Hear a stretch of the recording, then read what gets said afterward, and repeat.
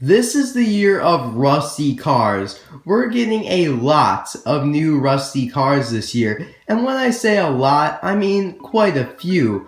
And this is just one of the new rusty cars we'll be getting, Andy Vaporlock.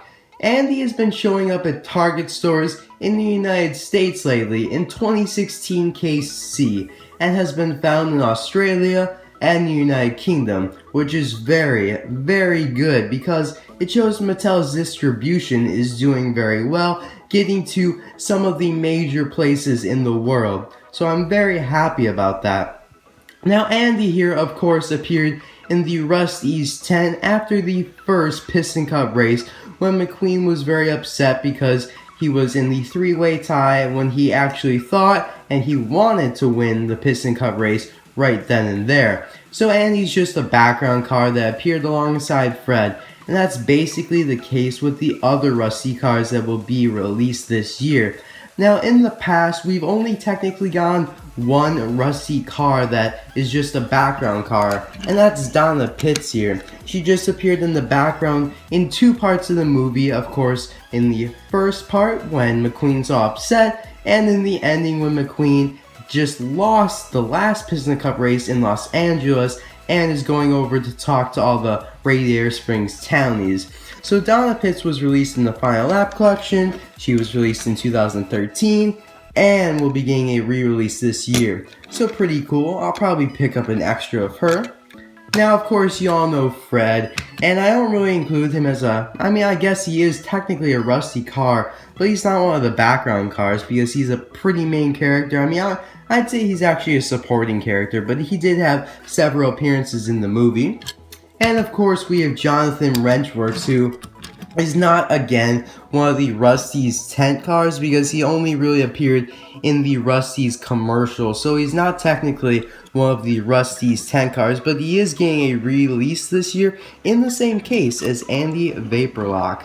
So Andy is pretty cool here. He's got a nice greenish turquoise tint, but is still pretty rusty and is actually a pretty heavy, chunky car. He is the same model as Circus Sedan here, and Circus Sedan was a brand new unique model, so Andy would just be the second chain of this model here, and it's a great model to use. I think it's a very nice, incorporates a lot of metal, so I'm glad that they chose to use this model for Andy. I'm not upset at all that they used the same old model because in the movie it does kind of look like Andy would be this model. Now Andy's pretty cool. He's got these speckled rusty spots on this one side, which is pretty interesting, whereas on the other side it's a lot more smoother. There's no speckled dots or anything, so I like that Mattel kind of changed up the two sides rather than keeping them the same. Now as you look over the roof here, it's just kind of dirty and rusty. You can see a little bit darker around the trim and edges of him there. Now he looks happy basically. It kind of looks like he's upset if you just look at the eyes, but you gotta look at the mouth there. You can see that he's smiling. I love the detail on the grill there, it looks very nice. I'm happy that Mattel did that. Very nice indeed. He does have his two review mirrors here, or side view mirrors, my bad. Now, unfortunately though, he does have the same license plate as Circus Sedan, as you can see there, 47-M4U. That is the same as Circus Sedan there, so Mattel kind of screwed up on that one, but not really a huge deal.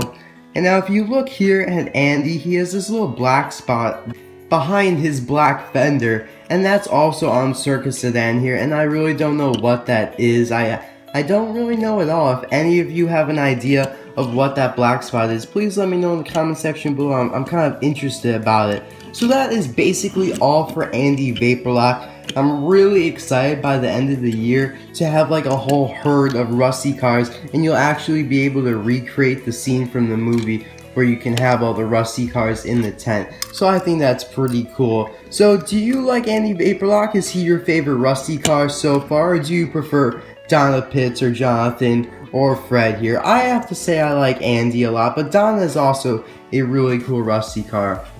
So thank you guys for watching. I hope you guys did enjoy this video, and I'll see you guys on Thursday for a suggestion video. See you guys then. Bye now.